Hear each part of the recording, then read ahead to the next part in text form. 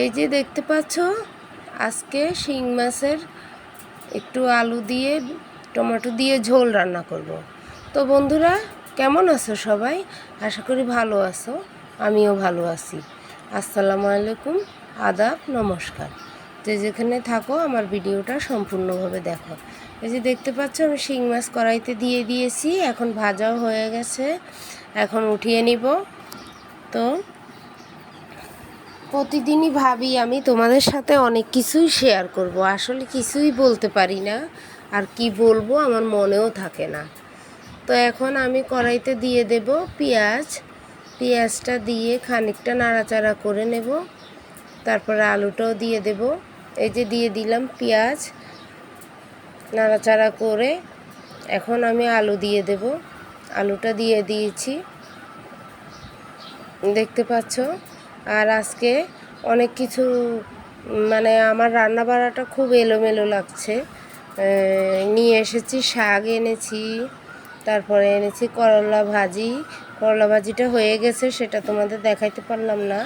ডালটাও হয়ে গেছে। এখন আমি ছোট মাছ চচ্চড়ি করব হাতে মেখে, আর এখানে শিং মাছ রান্না করব ছেলেদের জন্য। ছেলেরা আবার ছোট মাছটা খাবে না, অত বাচ্চা, ওরা ওটা খেতেও পারবে না।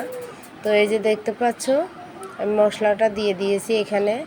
এখানে একটু রসুন বাটা, জিরা ধনিয়ার গুঁড়ো আর মরিচ হলুদ দিয়েছি, লবণ পরিমাণ মতো, আর একটা টমেটো কেটে দিয়ে দিয়েছি, এইটুকুই। আর বিশেষ কিছু দেব না, যেহেতু এটা শিং মাছ, একটু ঝোল ঝোল হবে। তো তরকারিটা কষানো আমার হয়ে গেছে, এখন আমি জল দিয়ে দিলাম। এই যে দেখতে পাচ্ছ, জলটা দিয়ে দিয়েছি।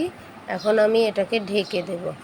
তো যেটা বলছিলাম, আমার রান্না বাড়া করতে খুবই বিরক্তকর, অস্বস্তিকর এগুলো লাগে, আবার কত সময় ভালোও লাগে। তবে আজকে একটু বিরক্তিই লাগছে, কারণ আজকে যে ছোটো মাছগুলো অনেক বাছতে হবে।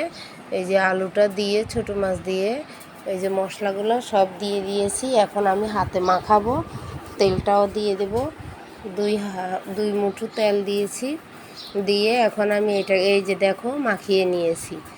মাখানোটা তোমাদেরকে তেমন একটা দেখাতে পারলাম না, যেহেতু আমার পাকঘরের জায়গা খুবই কম। আমি নিচে বসে মাখিয়ে নিয়েছি। এই যে মাছটা দিয়ে এখন একটু মাখিয়ে হাত ধুয়ে একটু জল দিয়ে দেব। আর এনেছি কটা শাকটা আর আজকে রান্না করতে পারলাম না, আবার কালকে সকালে ছোট বাচ্চাটার স্কুল আছে। এই যে হাতে মেখে জল দিয়ে দিয়েছি, এখন আমি চুলায় বসিয়ে দেব।